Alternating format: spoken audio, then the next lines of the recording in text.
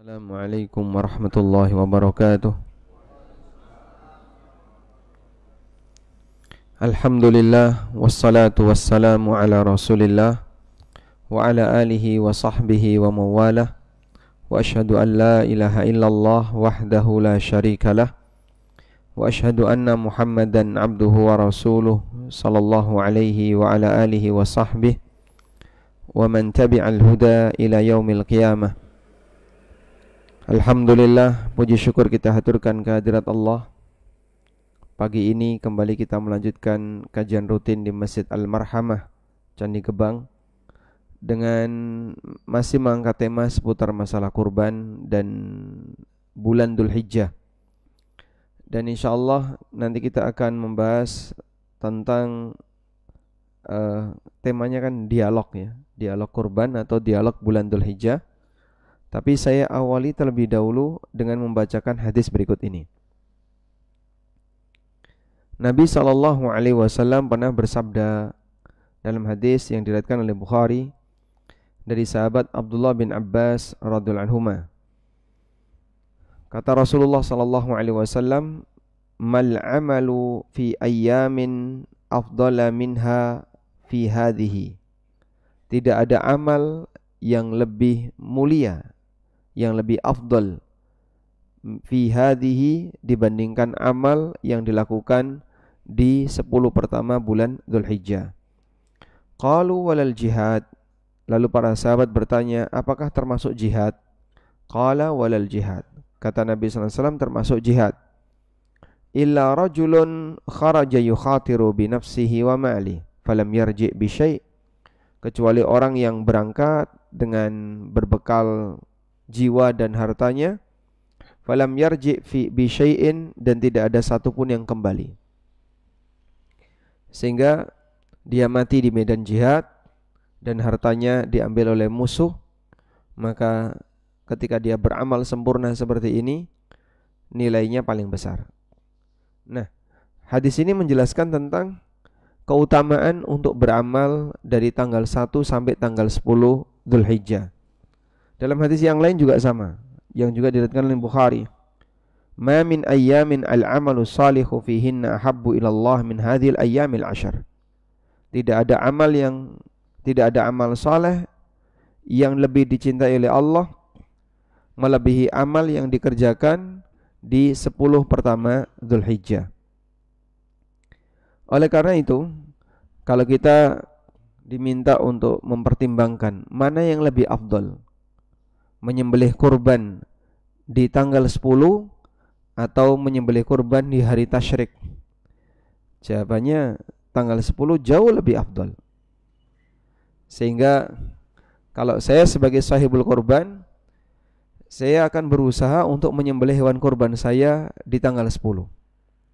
Andai misalnya panitia memutuskan kita sembelih di tanggal 11, maka mungkin bagi sahibul kurban yang tahu nilainya amal di tanggal 10, dia akan lebih memilih untuk dipindahkan ke takmir yang lain, ke panitia yang lain, karena dia memperjuangkan untuk bisa berkorban di tanggal 10.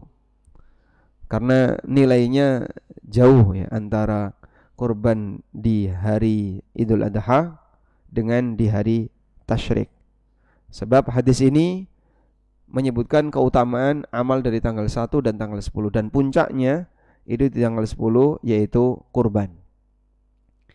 Selanjutnya, antara tanggal 1 sampai tanggal 10 itu kita sudah diperbolehkan memperbanyak takbiran. Dalilnya hadis berikut ini. Dari Abdullah bin Abbas radhiyallahu anhuma, Nabi sallallahu alaihi wasallam bersabda, "Ma min ayyamin a'dhamu 'indallah wala ahabbu ilaihi al-amalu fihinna min hadhil ayyam al-'ashr." Tidak ada hari yang lebih agung di sisi Allah dan lebih Allah cintai ketika orang beramal di sana selain 10 hari pertama Dzulhijjah. Fa'akthiru fihinna min at-tahlil wat-tahmid wat-tasbih wat-takbir. Karena itu di hari-hari tadi 10 pertama Dzulhijjah, perbanyaklah untuk membaca tahlil, tahmid, tasbih, dan takbir. Dan ini lafaz takbiran. atau perbanyak zikir. Subhanallah, alhamdulillah, wala ilaha illallah, wallahu akbar. Atau takbiran Allahu akbar, Allahu akbar, la ilaha illallah, wallahu akbar, Allahu akbar, walillahil hamd. Dan praktik seperti ini dilakukan oleh sahabat Abu Hurairah radhiyallahu anhu dan Ibnu Umar. Disebutkan dalam riwayat Bukhari di sahihnya, anna Ibnu Umar wa Abu Hurairah kana yakhrujani ila suq fi ayyamil ashr yukabbiran. Dulu Ibnu Umar dan Abu Hurairah kalau sudah masuk tanggal 1 Dzulhijjah mereka keliling pasar, yukabbiran, bertakbir, wa yukabbirun nas bitakbirihima, dan banyak orang ikut bertakbir disebabkan praktek mereka berdua. Maka di sini memberikan penjelasan dianjurkan untuk memperbanyak takbiran. Qala al-Imam Syafi'i. Imam Syafi'i dalam kitab beliau beliau mengatakan, fa idza ra'au hilal Syawal, kalau orang melihat hilal Syawal, ahbabtu ayyukabbiran nas, aku suka kalau orang itu bertakbir, baik bareng-bareng maupun sendirian, di masjid, di pasar-pasar, di jalan-jalan, dan yang lainnya. Kemudian juga ketika Idul Adha dianjurkan untuk memperbanyak takbiran, dan itu sudah dimulai sejak tanggal 1. Sehingga takbiran ketika Dzulhijjah itu lebih panjang, dari tanggal 1 sampai tanggal 13. Dari tanggal 1 sampai tanggal 13. Maka Bapak Ibu sekalian, ketika kita di jalan, kita di rumah, dimanapun kita tinggal, dimanapun kita berada, kalau bisa memperbanyak takbiran, silahkan perbanyak takbiran. Baik, selanjutnya, bagi orang yang sudah punya hewan kurban,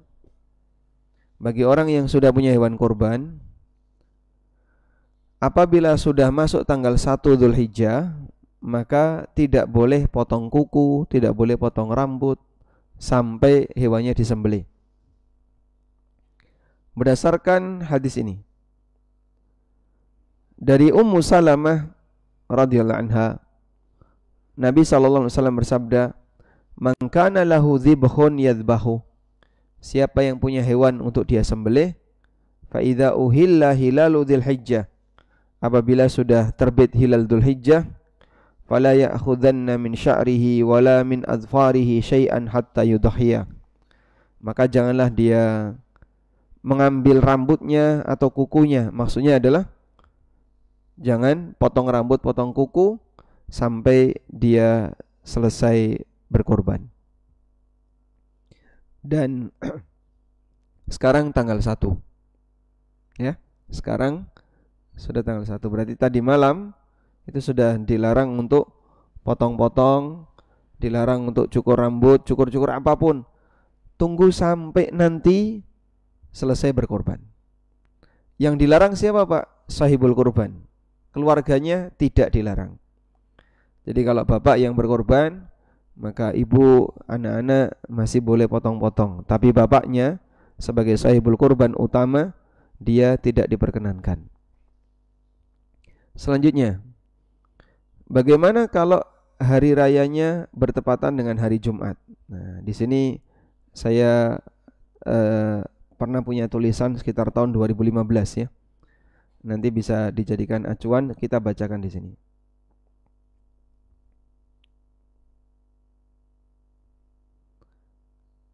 Apakah orang yang telah mengikuti sholat Id boleh meninggalkan Jumatan?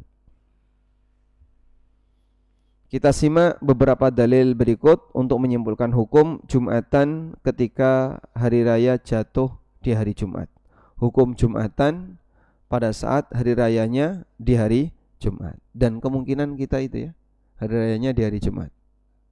Ya, InsyaAllah untuk hari raya tahun ini Idul Adha jatuh di hari Jumat. Yang pertama, belum bisa tampak. Ini nggak bisa kabelnya. Oh, berarti tadi share screen nggak masuk ya? Masya Allah. Baik. Ya, dengarkan saja tanpa ikut membaca. Atau mau dicek lagi coba. Ini dilepas, dipasang lagi.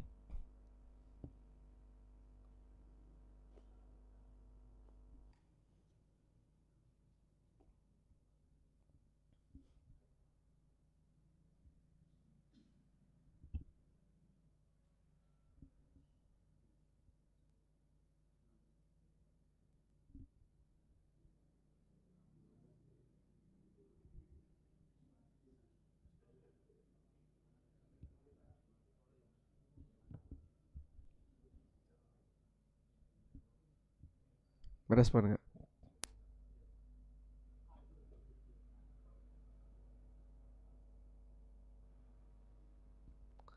Baik. Nah, semoga kembali normal seperti biasa ya.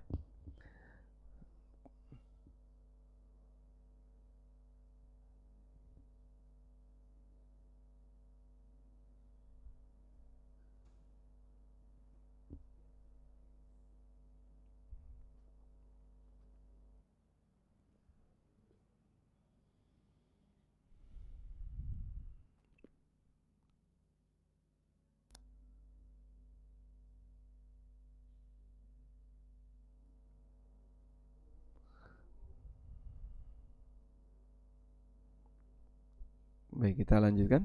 Belum bisa?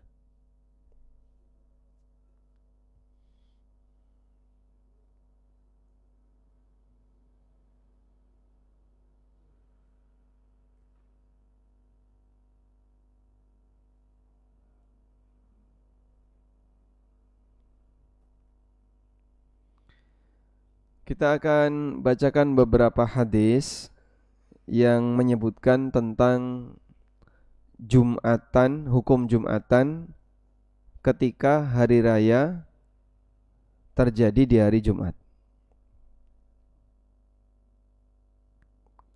Hadis pertama dari Zaid bin Arqam radhiyallahu anhu, bahwa Muawiyah bin Abi Sufyan pernah bertanya kepada Zaid bin Arqam, apakah kamu pernah mengalami 2 hari raya dalam sehari di zaman Nabi SAW? Lalu apa yang beliau lakukan? Jawab Zaid bin Arqam, "Na'am, shallal 'ida, thumma rakhasa fil jum'ah, faqala man syaa ayyusalliya falyusalli." Betul, kami pernah mengalami itu. Jadi hari rayanya pas hari Jumat. Lalu Nabi SAW mengadakan sholat Id, kemudian beliau memberikan keringanan untuk Jumatan. Dan beliau bersabda, siapa yang mau sholat Jumat silahkan ikut sholat Jumat. Ini hadis yang pertama. Hadis riwayat Ahmad, Abu Dawud, dan disahihkan oleh Syu'aib al-Arnaud. Hadis yang kedua, hadis dari Abu Hurairah radhiyallahu anhu. Rasulullah sallallahu alaihi wasallam pernah berkhutbah ketika hari Id yang bertepatan dengan hari Jumat. Beliau mengatakan, qad istama'a fi yaumikum hadza 'idan. Di hari ini telah berkumpul, telah terjadi 2 hari raya. Faman syaa'a ajza'ahu minal jum'ah wa inna mujammi'un. Siapa yang melaksanakan sholat Id itu sudah bisa menggantikan Jumatan, sehingga dia boleh tidak Jumatan. Wa inna mujammi'un, tapi kami tetap menyelenggarakan Jumatan. Hadis riwayat Abu Dawud, Al-Hakim, dan yang lainnya. Hadis ketiga, hadis dari Ibnu Umar radhiyallahu anhuma. Beliau bercerita, di masa Rasulullah sallallahu alaihi wasallam pernah terjadi hari raya yang bertepatan dengan hari Jumat.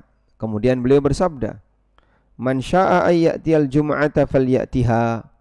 Siapa yang ingin mendatangi Jumatan, silahkan dia datangi Jumatan. Wa man syaa'a ayyatakhallafa falyatakhallaf. Dan siapa yang ingin tidak Jumatan, silahkan. Hadis riwayat Ibnu Majah dan statusnya sahih li ghairi. Yang keempat, hadis dari Atha bin Abi Rabah. Beliau menceritakan pengalaman di zaman kepemimpinan Abdullah bin Zubair.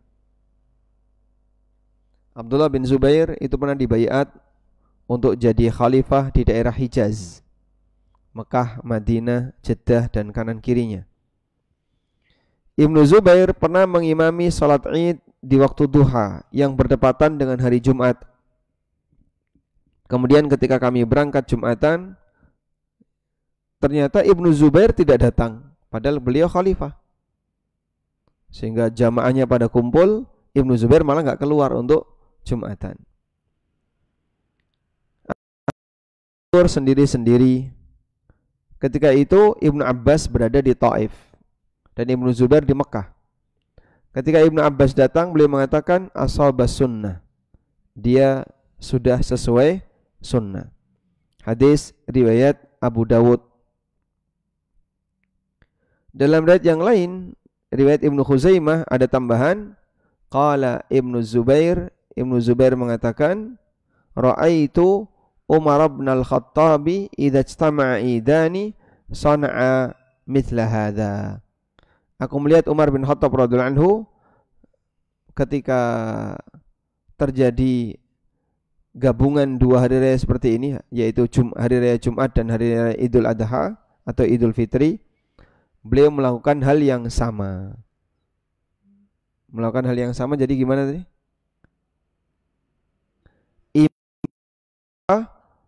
Memimpin sholat Id, tapi beliau tidak memimpin Jumatan. Jadi Umar enggak Jumatan ketika itu. Baik. Belum bisa?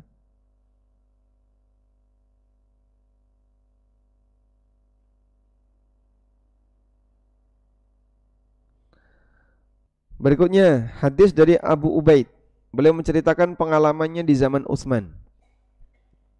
Ketika Id bertepatan dengan hari Jumat, Utsman berkhutbah. Ya ayuhan nas, inna hadza yaumun qad istama'a lakum fihi 'idan. Wahai masyarakat, sesungguhnya hari ini bergabung dua Id. Faman ahabba ayyantadhiral jum'ah min ahlil awali falyantadir. Di antara jamaah yang merupakan ahlul awali adalah orang-orang yang tinggal jauh dari Madinah, yang tinggal di pelosok-pelosok, itu namanya ahlul awali. Siapa yang di antara ahlul awali yang mau menunggu, silahkan tunggu. Jadi selesai sholat Id nanti akan ada Jumatan. Kalau mau nunggu silahkan, nggak usah pulang, di sini saja. Wa man ahabba yarji'a faqad adzintulah. Tapi siapa yang mau pulang, aku izinkan untuk pulang, silahkan pulang. Sehingga nanti tidak perlu ke sini lagi untuk dua kali kedatangan ke Madinah. Ahlul awali tadi apa? Orang-orang yang tinggal di pelosok. Hadis riwayat Bukhari. Ali bin Abi Thalib pernah menyampaikan hadis yang ke-6 dari Ali bin Abi Thalib. Beliau pernah menyampaikan khutbah ketika hari raya yang bertepatan dengan hari Jumat.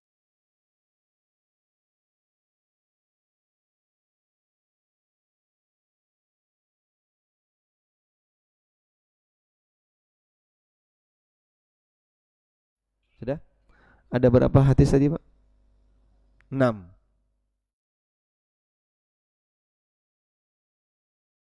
Berkaitan dengan bagaimana syariat mengajarkan ketika hari Jumat atau Idul Fitri, Idul Adha bertepatan dengan hari Jumat. Sekarang kesimpulannya.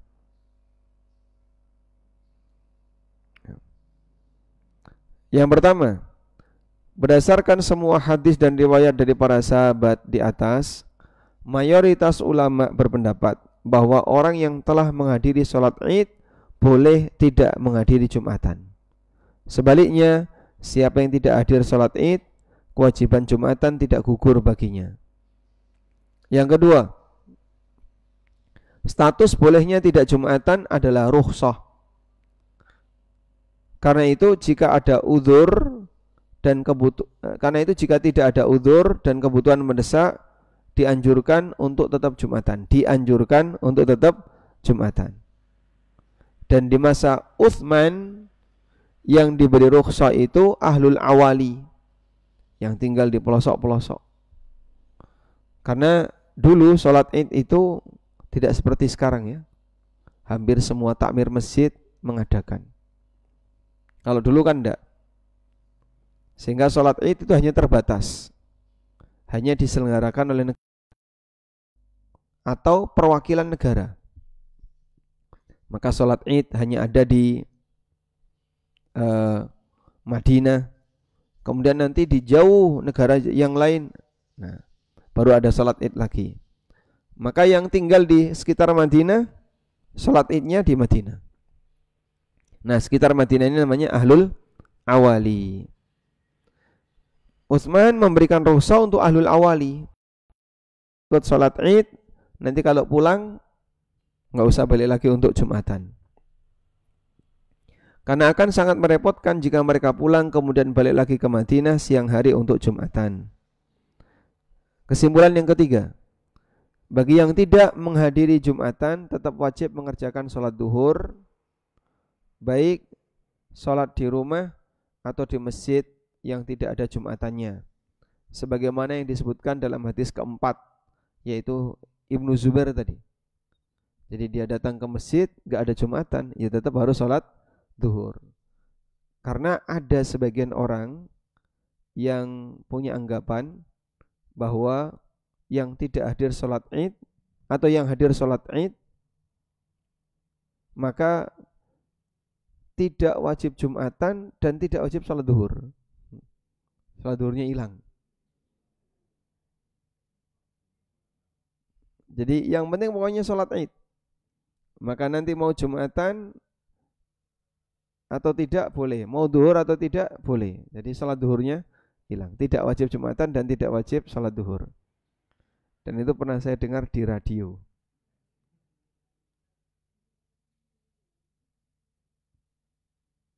Ada salah satu tokoh yang menyampaikan seperti itu. Ini bahaya ini kalau kayak gini. Jadi sholat duhur ditinggalkan karena sudah sholat Id. Padahal yang benar gimana? Yang gugur itu Jumatannya, bukan duhurnya. Kalau Jumatannya betul gugur. Nah, ketika Jumatan gugur tetap wajib sholat duhur. Selanjutnya, jika di masjid utama tidak ada Jumatan karena takmir tidak menyelenggarakan, maka makmum tidak menggalang Jumatan sendiri. Sehingga datang ke sini, enggak ada Jumatan, Pak. Ayo kita galang sendiri Jumatan. Nah, itu enggak boleh. Itu menyerobot wewenang. Namun mereka sholat duhur sendiri-sendiri, sebagaimana praktek di zaman Abdullah bin Zubair. Jadi saat mereka datang ke Mekah, Abdullah bin Zubair tidak ngimami. Akhirnya masyarakat sholat duhur sendiri-sendiri. Berikutnya, tidak disyariatkan azan di masjid selain untuk Jumatan. Saya ulang ya. Tidak disyariatkan azan di masjid selain untuk Jumatan. Jadi maksudnya begini. Saat hari Jumat, semua musola tidak adzan. Yang adzan hanya masjid. Untuk adzan apa? Jumatan. Iya, seperti itu kan? Di Candi Gebang ada musola enggak? Yang enggak dipakai Jumatan. Di kerajaan ada 2. Di kerajaan Masjid Al-Hidayah adzan ketika Jumatan ya. Musola Al-Hidayah yang tengah tidak adzan. Musola Baitur Rahim yang ujung utara dekat studio enggak adzan. Khusus pas Jumatan. Nah, nanti diberlakukan yang sama seperti itu. Lo kan nggak wajib Jumatan. Sekarang duhur, akhirnya musola melu adzan kabeh ya. Ini keliru ya. Sehingga tidak disyariatkan adzan di masjid untuk selain Jumatan. Baik. Tapi Pak, kita punya gawe kurban. Nah, ada masalah apa dengan kurban dan Jumatan? Takmir kalau bisa jangan semuanya hilang dari masjid. Terus fokus di kegiatan kurban. Sebagian ada yang tetap berjaga di masjid. Sehingga nanti ketika Jumatan tetap diselenggarakan walaupun tidak semuanya ikut hadir. Jadi misalnya petugas, muadzin, khatib dan yang menyiapkan Jumatan, kebersihan dan seterusnya, silakan adzan untuk Jumatan. Tujuannya barangkali ada sebagian di antara jamaah yang belum sholat id, yang tadi tidak ikut sholat id, dia masih terlayani untuk Jumatan. Wallahu a'lam. Walhamdulillahirabbil alamin. Cukup? Nah, sudah selesai pengantarnya. Selanjutnya kita kembalikan ke pembawa acara. Monggo, Pranoto Abicara.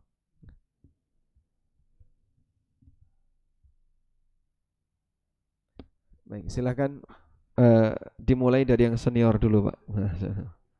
Di arah selatan biasanya yang senior.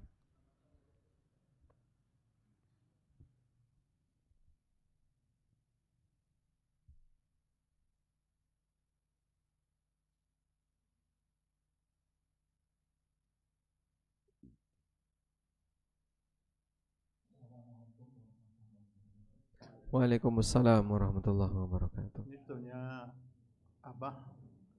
masalah ini mestinya dibahas kemarin, tapi karena kehabisan waktu, jadi saya tanyakan sekarang. Gimana ya? Pertanyaannya apa hukumnya?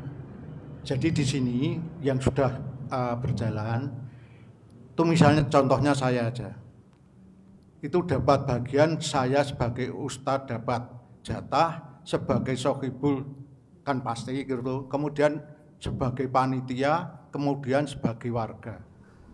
Pada distribusi itu menurut saya kan istilahnya pemerataan Nah itu hukumnya bagaimana? Makasih. Assalamualaikum warahmatullahi wabarakatuh. Waalaikumsalam warahmatullahi wabarakatuh. Kembali kepada pertanyaan begini, boleh enggak ada yang mendapatkan lebih dibandingkan yang lain? Boleh? Boleh ya. Dengan syarat itu bukan gaji atau upah karena ngurusi hewan. Begitu, kita ulang ya. Apakah diperbolehkan untuk memberikan kepada sebagian orang lebih banyak dibandingkan yang lain? Boleh. Sehingga misalnya ada orang tidak mampu di kampung itu, terus kurban di kampung itu karena semuanya sudah kaya selain satu orang ini, akhirnya yang tidak mampu ini dikasih paling banyak. Silahkan, mau dikasih kulitnya, mau dikasih kepala dan seterusnya, termasuk dikasih daging, sehingga dia disedekahi paling banyak. Boleh. Oleh karena itu boleh-boleh saja ada sebagian orang yang mendapatkan lebih. Nah, cuman biasanya yang mendapatkan lebih ini alasannya apa? Oh, beliau adalah pihak yang berjasa bagi masjid, kita kasih hadiah, penghargaan. Beliau adalah orang yang misalnya banyak ngurusi kegiatan kampung, kita kasih hadiah sebagai penghargaan dan seterusnya. Seperti itu boleh. Nah, selanjutnya bagaimana dengan panitia? Panitia itu kan yang ngurusi ya, yang dia bekerja, dia yang mencacah daging, yang bungkusin, bahkan termasuk mengantarkan. Nah, kerja seperti ini boleh dibayar enggak? Dibayar. Boleh dibayar. Tapi tidak boleh dengan menggunakan hasil. Saya punya karyawan, lalu saya berkorban. Saya sembelih seekor sapi, kemudian setelah dagingnya saya cacah-cacah, terus saya bilang ke karyawan, hari ini kalian saya bayar pakai daging. Kerjaan kalian bulan ini saya bayar pakai daging, tak kasih daging. Sehingga saya tidak keluar uang karena gaji mereka saya bayar pakai daging sapi. Boleh atau tidak? Kenapa? Karena saya memanfaatkan hewan kurban untuk kepentingan komersil. Uang saya gantikan dengan daging. Tidak boleh. Seperti ini menyebabkan kurbannya jadi tidak sah. Sehingga boleh saja Pak, misalnya takmir dikasih sebagai takmir. Terus dia punya jadwal khotib, kasih lagi. Istrinya aktivis PKK, kasih lagi. Anaknya ketua pemuda, kasih. Karang Taruna. Wallahu a'lam itu. Itu di demo warga nanti. Nah, yang seperti ini apakah diperbolehkan? Kalau sekiranya kebanyakan dan dipandang, wah ini dikuasai oleh satu orang, itu jangan dilakukan. Nanti akan berurusan dengan KPK ya. Terlalu banyak yang dia dapatkan. Baik, selanjutnya. Monggo.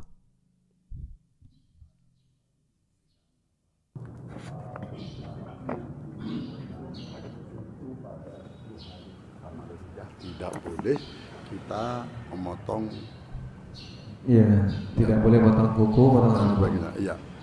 Nah, terus kalau kita ini sebenarnya ada niat, tetapi pada tanggal 1 sampai dengan 5 itu memang belum punya, belum beli. Apakah kita masuk bahwa tanggal 1 kalau sudah niat boleh motong kuku atau tidak boleh? Terima kasih Ustaz. Nah, kalau dilihat dari hadis, saya ulang pertanyaannya ya. Jadi bagaimana kalau ada orang sudah punya niat untuk berkorban, tapi sampai tanggal 10, sampai tanggal 9 misalnya, belum punya hewannya, nyari terus. Apakah boleh untuk tetap potong kuku dan potong rambut? Kalau dilihat dari hadis Ummu Salamah, bagi mereka yang belum punya hewan, dia belum berlaku larangan itu. Karena teks hadisnya, man kana lahu dzibhun, siapa yang punya hewan yadzbahuhu, yang akan dia sembelih. Fa idza uhilla hilalu dzulhijjah, jika sudah masuk hilal dzulhijjah, berarti punya hewan dulu, dah, dan itu diniatkan untuk dikorbankan. Begitu sudah masuk dzulhijjah, sejak tanggal 1 tidak boleh potong kuku, potong rambut dan seterusnya. Nah, rambut ada lagi? Silakan.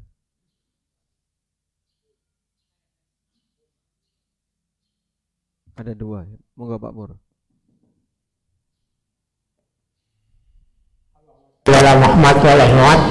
Bismillahirrahmanirrahim. Assalamualaikum warahmatullahi wabarakatuh. Waalaikumsalam warahmatullahi wabarakatuh. Sebagai sohibul kurban, kita akan mendapatkan sesuai dengan ketentuan yang sesuai dengan ketentuan yang ada, ya, sepertiga bagian dari yang ada. Misalnya kambing, ya kita dapat sepertiga dari kambing untuk sohibul kurban.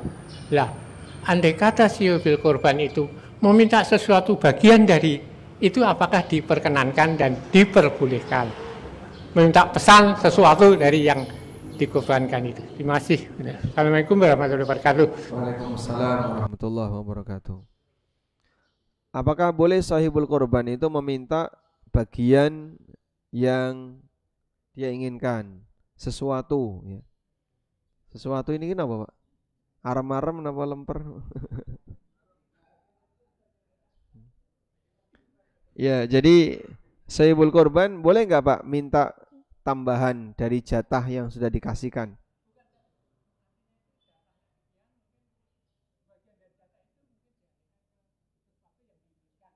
Oh baik, berarti ngarani ya. Saya tidak minta sampil. Saya tidak, biasanya kan sampil, terus hati, paru, iga. Baik, saya tidak minta sampil. saya minta ususnya semua.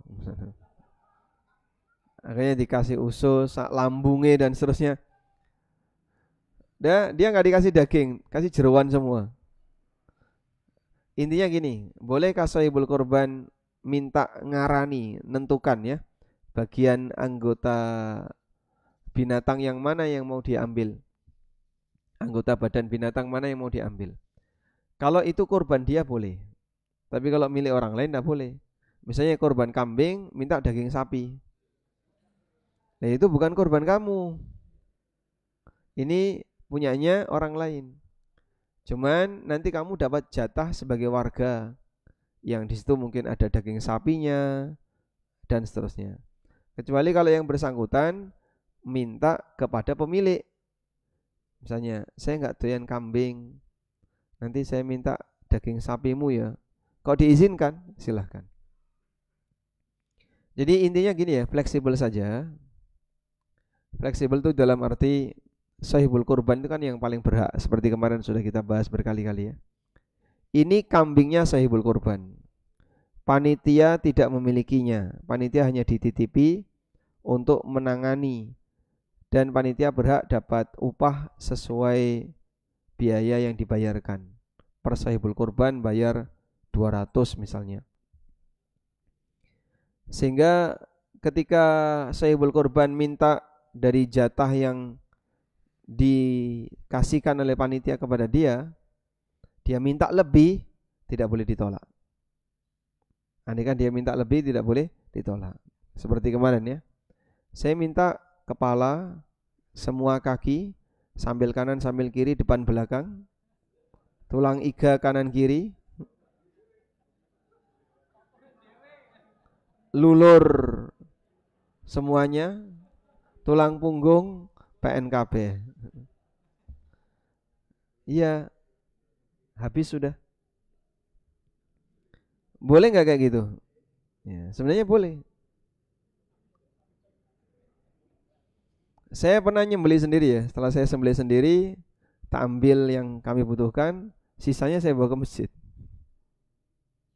Dan nanti dicaca-caca oleh masjid dan sudah nggak dikasih lagi. Saya sudah nggak minta kan, saya sudah ngambil. Boleh juga seperti itu. Nah, ngambil setengah nggih monggo. 2/3 juga boleh.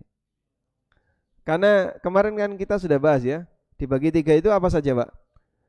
Dimakan sahibul kurban, disimpan, terus disedekahkan. Lah disimpan ini yang nyimpan siapa? Takmir atau sahibul kurban? Sahibul kurban. Karena di antara izin Nabi SAW, fakulu minha waddakhiru watasaddaqu, silakan kalian makan, silakan kalian simpan, dan silakan kalian sedekahkan. Nah yang nyimpan ini siapa? Sahibul kurban. Berarti kan dikasih 2/3 itu. Pak, nanti yang 1/3 Bapak makan, yang 2/3, yang 1/3 lagi simpan. Sama sahibul kurban simpan semua. Sampai Idul Adha tahun depan tuh masih ada itu. Ya, ibu-ibu itu kalau nyimpen daging, masya Allah, ning jero sampai jadi batu di freezer itu. Nah, nggih, ada tambahan lagi? Silakan.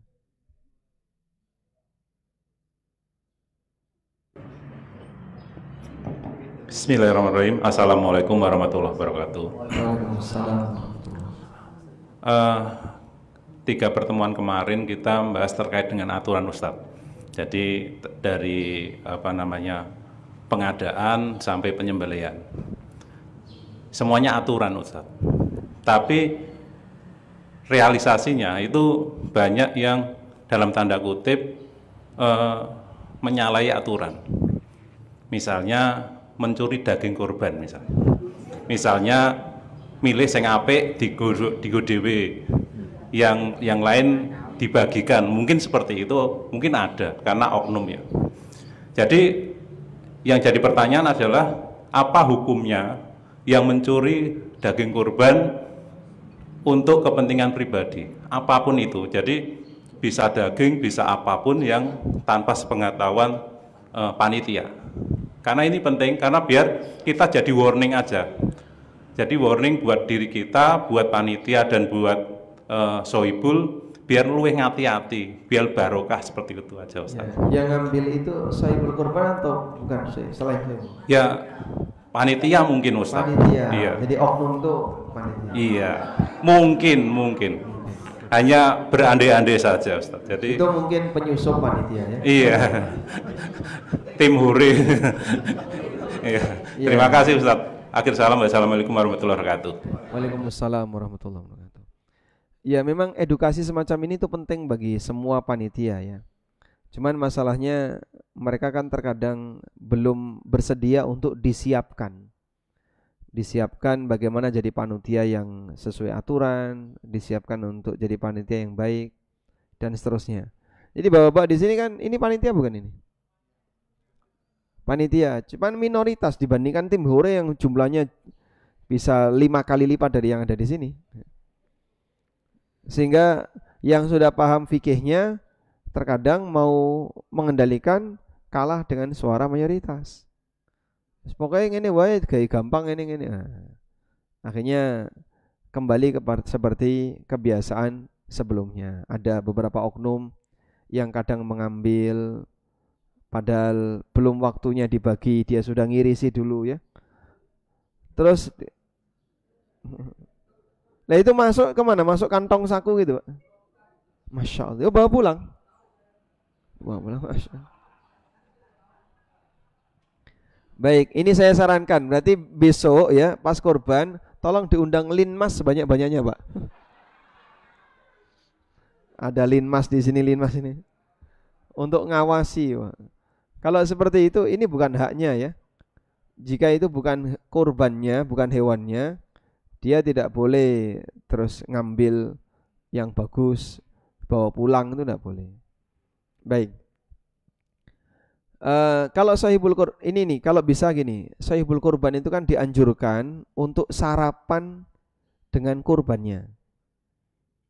Nah, praktek ini cukup sulit dilakukan jika penyembelihannya agak telat. Misalnya jam 12 baru disembelih kan, itu ngeleh banget itu. Lapar sekali orangnya. Sampai saya dulu pernah itu ya. Jadi saya sembelih di masjid, punya saya tak sembelih sendiri tapi di masjid, ikut panitia. Sudah, langsung saya ambil daging di kepalanya. Nah, karena kalau nunggu nguliti ini ditunggu nguliti, digabung dulu, baru dibagikan. Wah lama sekali, jam berapa? Kira-kira jam 2 siang. Akhirnya daging yang nempel di kepalanya itu tak irisi. Tapi ini kambing saya sendiri, tak irisi. Ketahuan panitia. Sudah, sorenya kepalanya diantarkan ke rumah. Katanya Ustadz minta kepala. Oh enggak, saya tidak minta kepala. Saya cuman ngambil itu untuk sarapan. Nah, cuman ngambil berapa 4 atau 5 iris itu, terus saya bawa pulang tak goreng, nah, udah sarapan. Ini bahasa lainnya gini, puasa dulu, berbukanya dengan daging. Sama seperti kita puasa ya, puasa dulu, berbukanya maghrib dengan kurma atau dengan air atau. Nah, sahibul kurban puasa dulu. Nanti makanan pertamanya daging. Makanya Nabi SAW ketika Idul Adha beliau tidak sarapan. Beda dengan Idul Fitri. Kalau Idul Fitri dianjurkan apa? Sebelum berangkat sholat Id sarapan. Kalau Idul Adha sebelum berangkat sholat Id jangan sarapan. Nanti sarapannya pakai daging kurban. Ya. Nah, nunggu sampai jam 12 ya. Kesuwen. Gimana Pak? Puasa lagi. Makanya untuk bisa berbuka tadi, sahibul kurban bisa disegerakan. Nah, kalau bisa ya. Wallahu a'lam. Pun jawab. Silakan Pak Gus. Satu. Waalaikumsalam. Pak Ustadz, di tempat saya itu biasanya sohibul kurban beli kepala kurban karena panitia menjual kepala sama kaki biasanya. Terus uangnya yang dipakai untuk dipakai kas masjid. Gimana hukumnya, Ustaz? Masya Allah, ini aneh juga. Sahibul kurban membeli kepala dan kaki, dijual oleh panitia, lalu dimasukkan untuk kas masjid. Yang dibeli itu kepala dan kaki hewan dia sendiri atau hewan yang lain?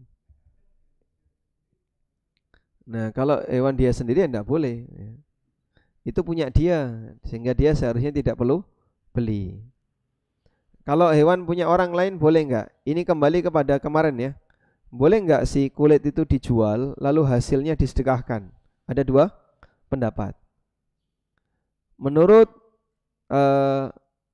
sebagian ulama, kemarin saya sebutkan Hanafiyah kalau nggak salah ya. Hanafiyah dan pendapat Imam Ahmad dalam salah satu riwayat boleh. Sehingga kulit kumpulin, kaki kumpulin, lalu undang bakul pedagang kulit. Ya sini silakan sampean borong duit berapa, masukkan ke kas masjid bisa, atau dikasihkan ke fakir miskin bisa. Yang kedua, hukumnya nggak boleh, dan ini pendapat jumhur, termasuk di dalamnya ada Syafi'iyah, sehingga kulit seperti ini tidak boleh dijual, tapi disedekahkan. Nah, penerima yang dia mendapatkan kulit itu selanjutnya mau jual silahkan, mau dia bawa pulang silahkan, tapi sudah diserahkan ke orang lain dulu, baru kemudian dia menjualnya. Nah, kalau seperti itu tidak masalah.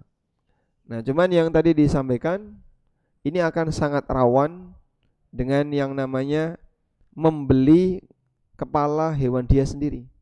Seperti tadi ya. Nah, ini kepalanya tak jigo untuk orang, ya kudu tuku bayar. Seolah-olah yang lebih berkuasa adalah panitia. Selanjutnya, Pak. Assalamualaikum warahmatullahi wabarakatuh. Waalaikumsalam warahmatullahi wabarakatuh. Saya mau tanya, ada beberapa masjid itu yang menggunakan infaknya itu untuk kemakmuran masjid. Dalam hal ini dibelanjakan untuk syiar gitu ya. Syiar kemudian dalam bentuknya membiayai kegiatan remais, mungkin dalam hari-hari besar seperti takbiran. Itu kan kadang kalau pas ngunduh itu kan juga banyak mengeluarkan biaya, mungkin bisa sampai puluhan juta gitu. Kemudian ada lagi membiayai dalam hal ini kepanitiaan Idul Adha gitu ya. Dalam ini bukan membiayainya dalam pengertian membiayai untuk kegiatannya, tetapi dalam ini untuk syiar menggunakan tujuannya untuk warga sekitar masjid atau apa itu, untuk bisa mungkin ya bergembira, kemudian barangkali timbul untuk untuk aktif di masjid atau seperti apa itu. Dalam hal ini mungkin takmir beranggapan bahwa itu mengeluarkan infak itu untuk syiar gitu lah. Itu gimana menurut pandangannya Ustadz? Terima kasih. Wassalamualaikum warahmatullahi wabarakatuh. Waalaikumsalam warahmatullahi wabarakatuh. Saya sekarang masih mempertanyakan ya tentang kenapa orang mendefinisikan syiar itu identik dengan kata rame-rame. Syiar itu sama dengan rame-rame. Ini kan kurang tepat ya. Karena syiar itu intinya adalah melaksanakan syariat. Syiar aslinya adalah melaksanakan syariat. Allah Subhanahu wa taala menyebut hewan kurban itu syiar agama Allah. Allah Subhanahu wa taala mengatakan wal budna ja'alnaha lakum min sya'airillah. Dan hewan kurban kami jadikan untuk kalian sebagai syiar agama Allah. Nah, hewan kurban kok disebut syiar? Karena hewan kurban itu ketika disembelih dia melaksanakan perintah Allah, syariat Allah. Jadi makna syiar itu adalah melaksanakan syariat Allah. Cuman begini, tidak semua aktivitas syariat itu berkaitan dengan masjid. Sehingga aktivitas syariat yang tidak berkaitan dengan masjid tidak bisa diambilkan dari dana operasional masjid. Sebagai contoh, amalan apa yang itu tidak ada kaitannya dengan masjid? Yang di luar masjid. Saya ulang ya, amalan apa yang dikerjakan di luar masjid dan tidak ada kaitannya dengan masjid? Dan amal soleh. Misalnya sholat id. Sholat id ya. Sholat id yang dilakukan di lapangan. Itu bukan kegiatan masjid, tapi itu sholat id. Nah terus nanti biayanya dari mana? Biayanya bukan diambilkan dari kas masjid, tapi diambilkan dari kas sholat id. Sehingga di kegiatan sholat id itu misalnya ada kota infak lewat, lalu hasil kumpulan kota infak itu dipakai untuk nutupi biaya. Tapi kan hasil infak baru ada setelah selesai sholat id. Sebelumnya tak panitia harus sudah mengeluarkan sewa deklit, apalagi sound system dan seterusnya. Nah kalau seperti itu teknisnya bisa saja ditalangi oleh donatur. Ya sudah pakai duit saya dulu, utang ya. Nanti setelah dapat infak dipakai untuk nutupi itu. Sisanya bisa digunakan untuk tahun berikutnya. Baik. Nah, kemudian kegiatan yang lain yang itu bukan kegiatan masjid, pada prinsipnya tidak boleh diambilkan dari kas masjid. Dan sebenarnya kurban itu tidak termasuk, Pak. Kurban itu tidak termasuk. Karena memang kurban itu kegiatan kaum muslimin rame-rame, tapi itu tidak ada hubungannya dengan masjid. Sehingga para ulama itu melarang. Jadi begini, darah yang keluar saat penyembelihan itu najis, masuk adam al-masfuh. Sehingga ketika hewan itu disembelih muncrat darah itu kan, itu darah najis. Jika ada sebuah masjid, depannya ada halaman, dan halaman itu dipagari, maka halaman ini masuk wilayah masjid. Oleh karena itu mereka melarang ya jangan disembelih di sini. Ini wilayah masjid. Itu sama dengan mengotori masjid dengan sengaja. Maka taruh di tempat yang lain. Nah, ini salah satu di antara bukti bahwa kurban itu tidak ada hubungannya dengan masjid. Sebab kurban itu berhubungan dengan najis. Seperti najis darah. Kemudian menurut pendapat yang mengatakan kotoran hewan yang halal dimakan itu najis, itu juga najis. Dan kita tidak akan mengotori hewan dengan, tidak mengotori masjid dengan seperti ini. Saya pernah lihat foto ya, ada orang nyacah daging di dalam masjid. Jadi di dalam kayak gini, Pak. Tapi sajadahnya digulung. Saya mampir ke masjid itu, terus ada dokumentasi kurban. Masya Allah, itu daging digelar di lereng masjid, dicacai di situ. Karena dia nggak punya halaman. Nah ini kan ngotori masjid jadinya. Rumah kita saja disikapi kayak gitu kan mungkin kita nggak mau ya. Oleh karena itu yang kayak gini dihindarkan dari masjid. Walhamdulillah banyak masjid di sekitar kita sudah mulai menyadari itu. Oleh karena itu infaknya yang masjid khusus masjid. Nah sedangkan kegiatan-kegiatan tadi ya, seperti kurban, sholat id, itu karena di luar kegiatan masjid, maka ada dana sendiri. Boleh saja di masjid ditulisi, salah satu di antara kota infaknya ditulisi untuk kegiatan sosial masyarakat, sosial keagamaan masyarakat. Nah, saat orang masukkan di situ, dia tahu, oh berarti ini bukan untuk operasional, tapi untuk sosial keagamaan. Saya ketemu ini di masjid di Klaten. Ada salah satu masjid di Klaten, ada 3 kota infak. Dikasih warna yang berbeda tulisannya. Ini untuk operasional, ini untuk santunan anak yatim, yang ini untuk kegiatan sosial kemasyarakatan. Jadi saat orang mau masukkan kota infak, ada 3 kotak. Ya, kayak tempat sampah kan ada organik, ini kemudian recycling, yang ini apalagi gitu. Begitu. Jadi mungkin itu sebagai alternatif agar nanti takmir tidak tertuduh sebagai orang yang menyalahgunakan amanah. Karena dalam masalah keuangan kan ada hisabnya. Baik, mencekap.